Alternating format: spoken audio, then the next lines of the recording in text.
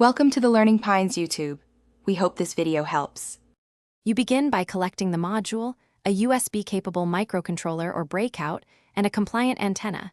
These are non-negotiable. Once you have parts, mount the module on the breakout board and tack the power and ground pads first so the module is mechanically stable.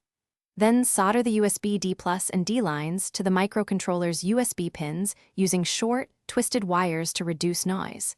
Make sure to power with 3 volts and verify continuity with a multimeter before you apply full power.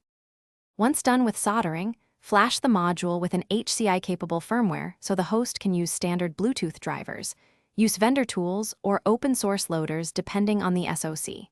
Then, program USB descriptors, VID/PID and device class, so the operating system recognizes it as a Bluetooth HCI device. Make sure endpoints and power draw are correct to avoid USB suspend issues. While firmware boots, check RF matching.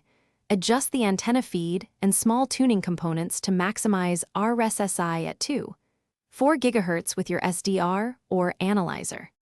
You finish by mounting the assembly in a non-conductive enclosure and aligning the antenna for optimal radiation.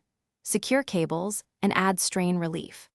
Then test pairing and throughput on your target systems, confirm BLE advertising and classic Bluetooth connections, and install or update drivers as necessary. If devices fail to enumerate or connections drop, make sure to recheck the USB data wiring for swapped lines or poor twists. Look for solder bridges and ground loops, and verify VID/.